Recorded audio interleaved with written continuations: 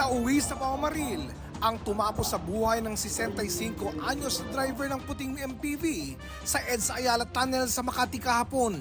Sa tulong ng kuha ng CCTV, natukoy ng mga pulis kung kailan at saan ito pinaputukan ng suspect na lula ng itim na luxury car. Yan po yung Innova, ito po yung Juan. So dito pa lang binaril na niya. Tapos dire-diretso kasi moving ito, so dire-diretso pa rin. And ito, dito na pumunta. So parang naghiwalay sila. So yung sa pagbaril po nito, dito po pumasok sa back ng right. Tapos tumagas po dito sa yung driver side dito. And then lumabas po dito sa leg niya. Ang naturang CCTV rin ang nagbigay daan para matunton ng mga otoridad ang suspect na isa umanong negosyante.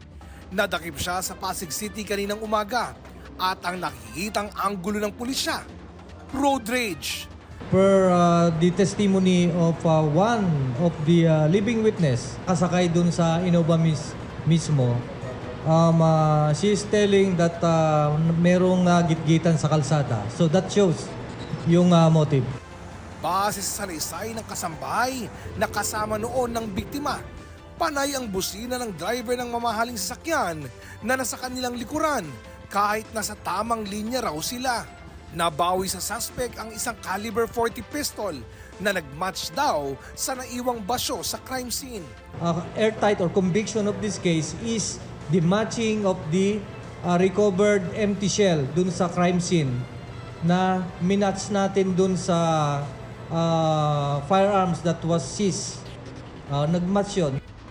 Naharap sa reklamong murder ang suspect na hindi pinagsalita ng iharap sa media kanina. Ang Land Transportation Office nag-issue ng show cause order laban sa nakarehistrong may-ari ng luxury car. Nagtungo naman ang may-ari ng MPV at mga kaanak ng nasawing driver para magsampa ng reklamo laban sa suspect. Ayon sa manugang ng biktima, mabait na tao ang kanilang tatay na maglilimong buwan pa lang na driver sa Metro Manila. Nakatanggap lang daw sila ng tawag na naaksidente kahapon ng biktima. Laking gulat daw nila nang malamang nasawi ang kanilang tatay dahil sa tinamong tama ng bala. Magbigyan ng hustisya yung ginawa nila sa tatay. Malagutan mo yung ginawa mo. Bakit mo nagawa yun? Tiniyak naman ng DILG na tututukan nila ang kasong ito. Matibay po itong ebidensya to. Huwag ho kayong mag-alala. Talagang yung hustisya ho talaga, makakamit po natin ito. We will see to that.